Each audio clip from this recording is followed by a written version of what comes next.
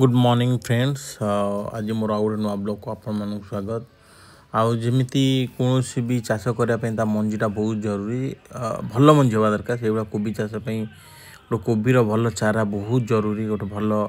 फसल दवाई आउ से मुझे रेकमेंड करी आपण मैंने निजर तला निजे लगातु बाहर किणिले आप जानीपर कौ तला निजे लगेबार सब भल हम आप सबुठ प्रथम कौन करेंगे छोट जगह ने छोट जगह को माटी की भल से गुंड करदे पूरा गुंड करदेला चारिपटू कौन कि आबद्ध करदे जमी जाल फाल लगेदे जमी कई पोक कि कुकुड़ा कि कई आसिक से मंजी न खाई पारे आउर भी जमी न आसपे तो भलसे आबद्ध करदे आउ गछ धार काटिकी तादेह मंजी आपण धारे धारे धारे करके गार टाइप काटिकी मंजी पकेबे मंजी पकेला सकाल सन्ध्या 2 टाइम पानी देवे मन करेंगे जे भल मंजी आने आ मंजी लगिलार 45 दिन पर गछ टे बड़ हो गला